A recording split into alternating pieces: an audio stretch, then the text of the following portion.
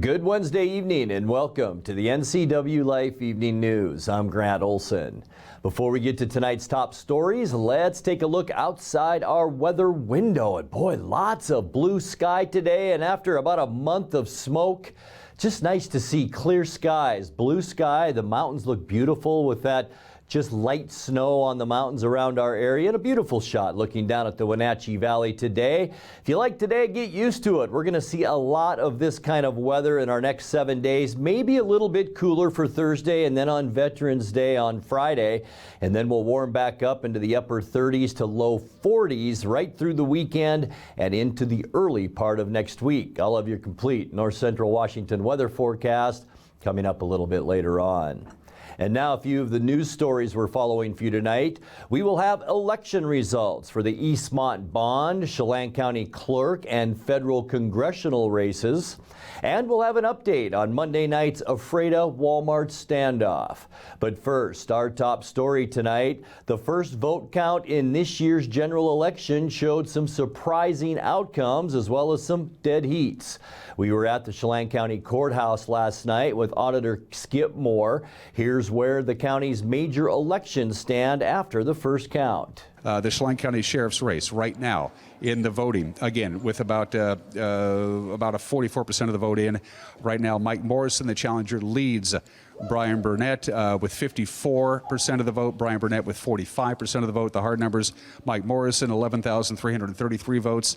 Brian Burnett, 9,504 votes. And again, these are the early numbers. Right now, Sean Smith, 50.5% of the vote, 50.62% of the vote to be precise. And Hesburgh, 49.38% of the vote. Very little differential there. The hard number is 11,107 for Sean Smith, 10,835 for Ann Hesburgh. Alan Blackman and John Volan. Right now, John Volan, 53% of the vote. Alan Blackman, 47% of the vote. The hard numbers for John Volan, 10,176 for Alan Blackman, 9,030. Again, 53% to 47% on the voting right now for John Volan. The numbers are Carnan Bergen right now, 55.7%. Aurora Flores, 44.2%, 10,563 for Carnan Bergen, and 8,396 right now for Aurora Flores. Again, percentage-wise, 55.7 for Carnan Bergen, Aurora Flores with 44. One thing to consider is we've got 7,500 and change, about 7,540 currently in-house to count, so we know those exist. We still have ballots out at the drop boxes that will be brought in tomorrow morning. I estimate from the drop boxes, the activity we've seen in Wenatchee and during this election, we're probably going to see another 6,000 come in tomorrow morning. So then we're looking at right around 13,500-ish ballots that are yet to be tabulated. We know 7,500. The estimate on the other part's 6, so about 13,500 more. So that'll pull that return rate up to close to probably 75%. There's a lot of drop boxes in the outlying agencies. Those were lock solid at 8 o'clock, emptied. Thursday, 5 o'clock, we'll be tomorrow morning, first thing, we start pushing on these ballots. We'll get them through the process. The key is it's a shorter week this time with Veterans Day on Friday, so we won't be tabulating on Friday. So we'll release results on Thursday at 5 o'clock, and we will release results again on Tuesday. We hope by Tuesday to pretty much have caught up to this train that it's a lot of late returns. And the thing is, we can only go through the process of verification, opening, scanning. You can only push so many through the process at a time. And we're catching up. We're up to pretty much everything that was in-house as of this morning, we've tabulated. That's where the 7.5 comes in. We've, out of Wenatchee drop box just today, we brought out 4,000 ballots. So things are coming in. We'll still see some trickle in, drop boxes, and mail tomorrow. We'll get mail as well. So there's still some ballots out there to count. Have you ever seen numbers like this many outstanding ballots still to be counted this late in the game in your career? It seems to be a lot. Not normally. We're usually able to, ahead of time, stay with the flow. It just was not a whole lot in the very beginning. And all of a sudden, it just kind of all picked up in about the last 6 days. Well, 6 days, we try to move, as many through as we can, but you can only do what you can do. Chelan County Auditor Skip Moore, again, the next big number dump will be close of business on Thursday. Won't be here on Friday for Veterans Day, and by Thursday, by close of business with the next dump, you'll probably just have a few more ballots just hanging around, maybe 1,000 or so, late mail ballots, things like that. Exactly. We should pretty much be caught up to, it'll just be the mail trickle at that point, and by the results that we put out on next Tuesday, that'll pretty much be it, because then it will be down to probably less than 400. Chelan County Auditor Skip Moore, who had a long day today, but I know you love this stuff. I love it. This is wonderful stuff. All right, from the Chelan County Courthouse, Dan Kuntz on the NCWLIFE channel. Thank you, Dan. And results in the other key races in our area. Eastmont School District's $185 million bond issue looks to be in jeopardy after only drawing voter approval of about 52%. The measure needs at least a 60% yes vote in order to pass.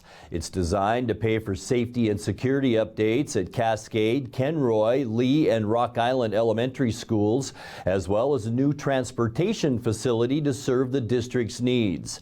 Just 1% of the vote separates Chelan County Clerk candidate Sandra Arechiga from her Republican competitor Marty Young. Arechiga has worked in the clerk's office for 8 years and is running as an independent. Young is a program specialist with the Department of Social and Health Services, running as a Republican. His current lead is less than 400 votes. Meanwhile, in federal races, 8th District Congresswoman Kim Schreier, a Democrat first elected in 2018, earned almost 53% district-wide over her Republican challenger Matt Larkin. Meanwhile, in the 4th, Democrat Doug White barely laid a glove on the Republican incumbent Dan Newhouse. Newhouse, you'll recall, was one of only 10 House Republicans to vote for the first impeachment of President Donald Trump. And in the Senate, a barnstorming tour of Washington State wasn't enough to put Tiffany Smiley over the top in her quest to defeat Patty Murray. The incumbent Democrat has been in office for 30 years, and it looks like the senior senator will make it to 36. Well, in other news, a man who was arrested Monday night outside the Ephrata Walmart after a 3-hour standoff with police has been identified as 62-year-old Paul William Cardwell of Bremerton. The Grant County Sheriff's Office said Cardwell is being held without bail in the Grant County Jail pending charges of intimidating a public servant, harassment with threats to kill, criminal trespassing, and unlawfully carrying a weapon. Grant County Deputy Kyle Foreman said Ephrata police initially were called to the Dollar Tree store near Walmart. That was about 8 p.m. on a report of a man asking people inside the store for money and acting strangely. After officers responded, Cardwell allegedly threatened them with a knife. Cardwell then holed up in an RV in the parking lot as multiple law enforcement agencies responded. After flashbangs and tear gas were unsuccessful in getting him to surrender, K-9 Edo was sent in after 11 p.m. and quickly detained him. Cardwell, who was apparently living in the RV, was treated for wounds inflicted by the police dog and tear gas exposure before being taken to the jail. The sheriff's office said K-9 Edo had swollen eyes from the tear gas, but had recovered by yesterday morning. Well, when we come back, Chelan County's 2 district court judges have ruled against DUI defendants seeking to throw out questionable breathalyzer results. Emergency repair work will shut down the Highway 28 bypass by Fred Meyer in East Wenatchee for about 10 days beginning tomorrow morning. And Douglas County commissioners are set to adopt a $47 million budget next month, which is 2.5% bigger than the one they're working with this year. I'm Grant Olson, and you're watching the NCWLIFE Evening News.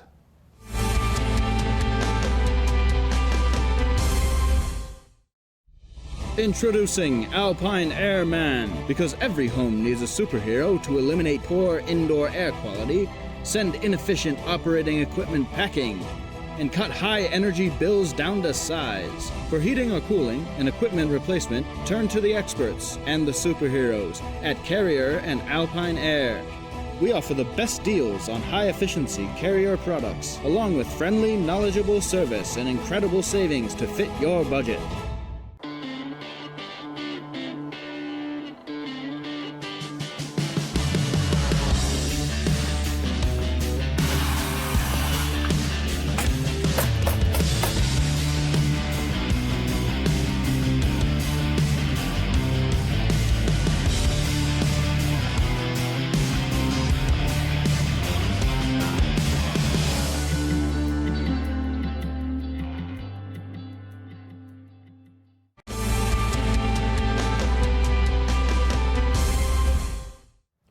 Welcome back. In another news, Chelan County's 2 district court judges have ruled against DUI defendants seeking to throw out questionable breathalyzer results. Lawyers for about 30 DUI suspects sought to suppress all blood alcohol readings involving the Draeger breathalyzer that's used by police agencies across Washington. Last June, the District Court of Kitsap County found the devices weren't calibrated by the State Patrol in accordance with Washington law and threw out results in local DUI cases. East Wenatchee DUI attorney John Brangwyn and attorneys for other defendants asked Chelan County judges Roy Four and Kyle Mott to do the same. But the judges declined, saying in a ruling yesterday that the Draeger readings could be admitted if supported by expert testimony. Brangwyn says he and fellow defense attorneys are, quote, weighing our options. Well, emergency repair work will shut down the Highway 28 bypass by Fred Meyer and East Wenatchee for about 10 days, beginning tomorrow morning. During the work to replace a failed storm sewer pipe, eastbound drivers on the George Seller Bridge will no longer be able to turn onto Highway 28 southbound toward Rock Island. Lauren Loebsack of the Washington State Department of Transportation said the ramp heading north toward Valley Mall Parkway will remain open, but the 5th Street ramp going west from the mall will be closed to keep traffic flowing on that detour. She said the failed storm sewer pipe is below the roadway and needs replacing after allowing storm water to infiltrate the roadway and cause settling. Traffic off the bridge heading southbound will be directed to the Grant Road intersection with Highway 285. Douglas County Commissioners are set to adopt a $47 million budget next month. That's almost 2.5% bigger than the one they're working under this year. That's attributable to, in part, to about $5.6 million in American Rescue Plan money from the federal government. The proposed 2023 budget adds to the bottom line of almost every department, including the Sheriff's Office, which receives an additional $1 million to add 4 new employees. It also spends more than $200,000 for outfitting of the new elected Coroner's Office. Commissioners expect to adopt the proposed budget in a public hearing coming up on December 5th.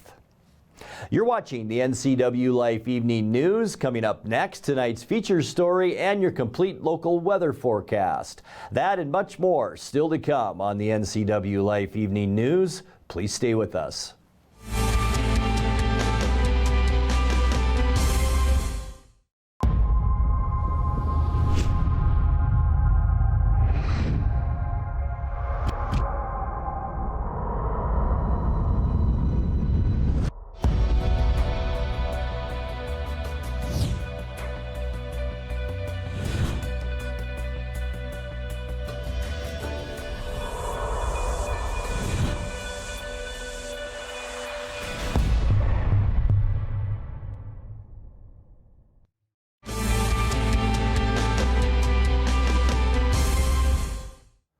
Welcome back to the NCWLIFE Evening News.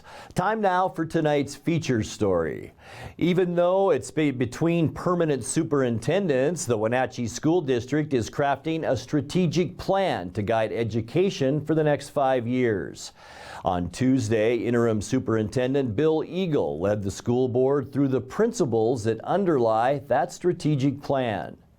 The plan represents a roadmap to fulfill our district's promise to students over the next 5 years, and it includes many research-based and evidence-based best practices in education. So this is our promise statement. We promise to build a foundation of diversity, equity, and inclusion from which each student emerges future ready.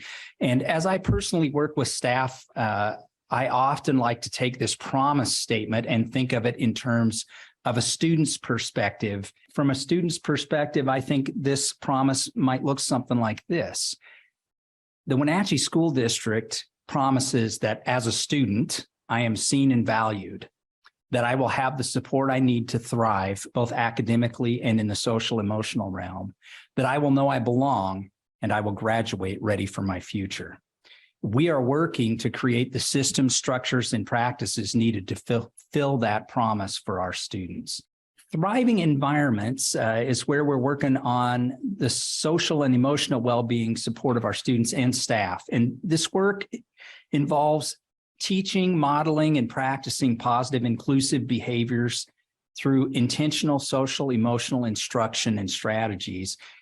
Another priority for us is opportunities, and we're moving to build the skills and knowledge of our staff in math and literacy. And our learning and teaching team is providing clear direction for instructional practices in those areas through engaging staff and focused professional development. And that includes the use of data to understand and respond to student needs. And partnerships. The district supports two-way communication that's culturally responsive and attentive to family, student, and community member needs.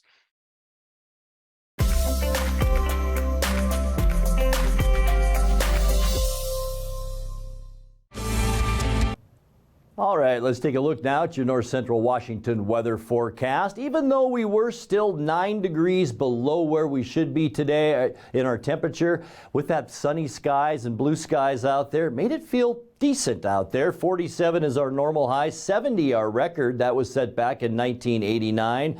We started off on the cool side at 27 this morning. 33 is our normal low for this time of year, and 17 our record set back in 1986. Precipitation to date, we're doing great there, 7.49 inches. Sunrise 6:57, and the sun sets just after 4:30 at 4:32. Taking a look at tomorrow's temperatures, about like today, maybe just a tad cooler. 37 for Moses Lake and Ephrata, 36 in Quincy, 34 in Wenatchee. Eniat, you will see a cool day tomorrow with your high of about 33 degrees. Taking a look at tonight, we will see mostly clear skies. Still 3 areas of high pressure over the Pacific Northwest. Unfortunately, under that dome of high pressure, chilly air, and we will get down to about 20 degrees tonight. It's going to be a cold one for Thursday. Just talked about it. Sunshine tomorrow, but just a little bit cooler as we continue to see an influx of cooler air coming down from the northeast. For your Veterans Day on Friday, expect cloudy skies, mainly from this little area of low pressure. It will swing some clouds our way for Friday. High temperatures on the cool side, only in the low to mid 30s. Kicking off our weekend, not terrible, even though still cooler than normal, mostly sunny. We'll see highs on Saturday in the upper 30s. Pretty much the same goes for Sunday. Maybe a few more clouds around. We're going to stay unseasonably cool with high temperatures on Sunday. Not terrible at around 40 degrees. And then kicking off our next work week, not much change to tell you about. Mostly sunny and cool. Boy, a big swath of blue cool temperatures in the western United States. We'll stay cool on Tuesday as well. Mostly sunny. High temperatures near 40 degrees. Taking a look now at that 7-day forecast. We'll see 20 overnight tonight. I mentioned it's going to be a chilly one. Chilly for Thursday and Friday too. Low to mid 30s for high temperatures. And then things get a little bit better as we get into the upcoming weekend. Saturday and Sunday, upper 30s to low 40s. And then lots of sunshine on Monday and Tuesday with once again high temperatures right around 40. And that's a look at your local weather forecast. Coming up next, tonight's sports report with Eric Grantstrom and more as the NCWLIFE Evening News continues right after this.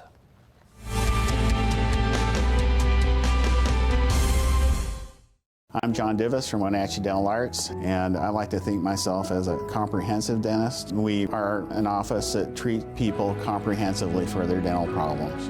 We do a lot of general dentistry in a broad sense. We don't send everything out. Things that we have the ability to do in the office, we like to keep in the office and under one roof and keep things as complication-free as possible.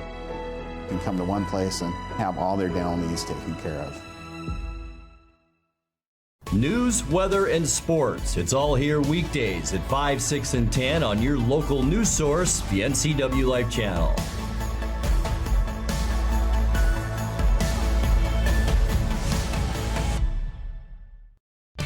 And now it's a sports update on the NCWLIFE channel. And a happy Wednesday to you. The Seattle Kraken are proud owners of a 5-game winning streak after a 5-1 win over Nashville last night. Seattle left little doubt that they were ready to play on home ice. Jordan Eberle scored the first of his 2 goals in the first 28 seconds of the contest. After a Stanley Cup performance in Colorado, his first season as a Kraken, Jordan Eberle from Willow, he scores! Jordan Eberle blows it by UC Soros on the short side. Pass intended for Jakob Trenton, and now it kicks around. Jeannot with a shot off the blocker of Jones. Moved along McCarron now. Smith is right in. Great stop by Jones. Holding the short side. Roman Yossi's bid. Blocked in front by Geekie. Seattle's Will Borgen. 2-on-1. Burakovsky with Geekie. Burakovsky, Geekie. What a save! My goodness, what a stop by Soros. Borgen's bid. He's got Nino Niederreiter, a turnover. Wenberg out in front, all alone. He scored! Andre Burakovsky. Left unmarked. 3-0. Seattle. Rolled all the way back. McDonough. Flushed out by Donato. A turnover. Eberle scores!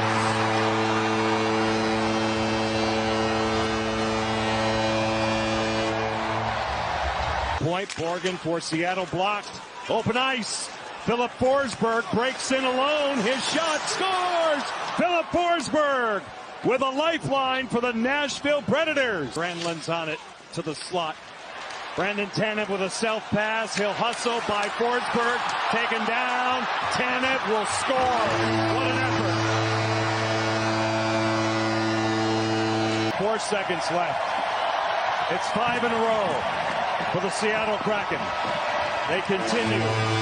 Franchise record winning streak. It was Seattle's 3rd win at Climate Pledge Arena against 4 losses this season. Eberle says it was great to play better in front of the home crowd. Obviously, our road record's been a lot better than at home, and we have quite a bit of a stand here. So to get the first one is obviously pretty big. Those games are, obviously we come out, we score 4 quick ones, and, a lot of the times those games are tough to play in because, you know that the other team's going to have a push. And you don't want to be lackadaisical, but a lot of times that's what happens. So second period obviously wasn't great, but I like the way that we changed the momentum in the third and kind of just started to make better plays and forecheck a little bit better and kind of just, obviously finished it off well. As you saw there, Seattle jumped out to a 4-0 first period lead. Coach Dave Haxtell was pleased to see his players be aggressive on both ends of the ice. Yeah, we started the game well. We were opportunistic on some turnovers that we created. In reality, we picked up where we left off at home. We've played real well here over the last stretch, and to have that start here was a good start to the hockey game. It was an important start to the hockey game. Seattle's off until Friday when they'll host Minnesota at 7 o'clock. The game will be broadcast only on ESPN Plus and Hulu. Well, as the Seahawks prepare for their gargantuan road trip to Munich this weekend, they're also preparing to face the mountainous task of stopping Tom Brady. Defensive coordinator Clint Hurtt says there's not much he and his coaches can dream up that Brady hasn't already seen in his 23-year NFL career. That's always going to be the challenge. This guy's seen everything. There's not a whole lot that you can disguise from him, but you got to obviously still continue to work that way. Play smart like we've been doing. Obviously got to change up some different looks and things like that to if we can catch him off guard, that'll be great. But like I said, this guy's played a lot of football. The GOAT. Everybody says that, but this guy's the best. So you got to obviously work to that and look forward to the challenge. Seattle's defense has made a remarkable turnaround during the current 4-game winning streak. Hurtt says the big change he's seen has been the focus on tackling better. My big thing for the New Orleans game, and going back to that, is tackling was just That to me is not a player's point of view. That is just simply just doing some of the little things, the basic fundamentals of the game the right way. And again, that's not blaming players, that's blaming myself. Those are things I take accountability first and foremost for us to be better at, because I believe if obviously we tackle better in some of those situations, we eliminate a lot of those plays and it's a different outcome. But again, it's a process of working through it. There's always going to be things that I'm going to point to myself and say I can do this better to help out our guys. I'm not going to point the finger ever at them or the coaching staff. I'll take that heat on myself. Geno Smith was selected as the NFC Offensive Player of the Month for October. He's among the league leaders in several categories at quarterback. Offensive coordinator Shane Waldron says Geno's consistency throughout a game is the key to his success. He points to last weekend's start to the third quarter when Smith had a pass intercepted and returned for a touchdown. Yeah, Geno's ability to respond when things have gone good or bad has been really great throughout the course of this season. And I think, this was the latest one of something that, obviously not something we expected. Great play by them. All of a sudden it's a pick six going the other way. But there's a lot more ball to be played right there. And Geno came to the sideline. No flinch, no blink, ready to play the next series, and just a testament to how level-headed he's been, and throughout the course of the game, not letting the play before affect the next play. Seattle and Tampa Bay kick off at 6:35 our time Sunday morning on the NFL Network, live from Munich, Germany. Well, the Wenatchee girls soccer team enters the state tournament for the sixth time today when they visit Gonzaga Prep. The Panthers will try to avenge a first-round state playoff loss to the Bullpups in 2019 when they lost to G-Prep 3-1. Kickoff is, it's already started. It's underway. West Valley has a first-round home game tonight against Lewis and Clark. That starts at 6. Tonasket on the road at Tenino tonight at 6 to face Adda in the first round of the state 1B, 2B tournament. Area volleyball teams are leaving today for Yakima for tomorrow's first round of the state 1B and 2B tournament. Moses Lake Christian faces Columbia Adventist at 8 o'clock tomorrow morning in a play-in game. Waterville Mansfield also has an 8 a.m. contest against Orcas Island. Antioch's first-round game not until 11:45 against Northport. Meanwhile, 2B volleyball tournament starts at 9:45 for Okanagan as the Bulldogs will face LaConner. Brewster has a 9:45 first serve against Liberty. Manson will face Walla Walla Valley Academy in the first round also at 9:45. Chelan won't begin its quest to repeat as state 1A champions until Friday when it faces the Bear Creek School. That's at 5:15 in the afternoon, all in the Sundome. That's a look at sports news. I'm Eric Grandstrom. Grant, back to you. Thank you very much, Eric. And that will do it for our newscast tonight. For more on these stories and other news from around North Central Washington, you can find us on Facebook or our website at ncwlife.com. And remember, if you see news happening, we'd like to hear from you. You can send us an email at news@ncwlife.com or give us a call at 888-6295. I'm Grant Olson. Thanks for being with us and have a great night.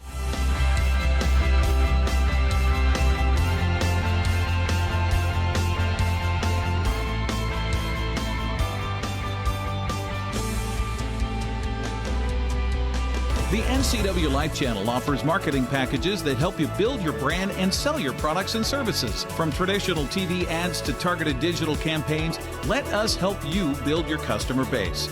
Call NCWLIFE channel today.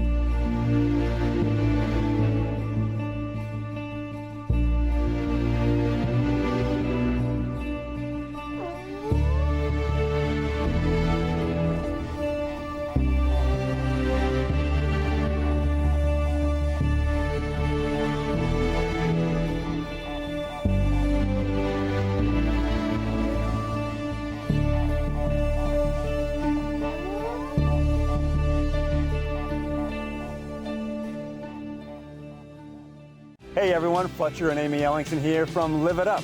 Join us every week as we answer your questions on health, wealth, and relationships. We're all about you creating a life that you love, so tune in to Live It Up. Watch Vibrant Living, brought to you by the Wenatchee Valley Senior Activity Center. Find out about programs and activities for ages 50 and over, and meet amazing seniors who contribute to our community. New episodes Sundays at 1:30 p.m., replayed throughout the week on the NCWLIFE channel.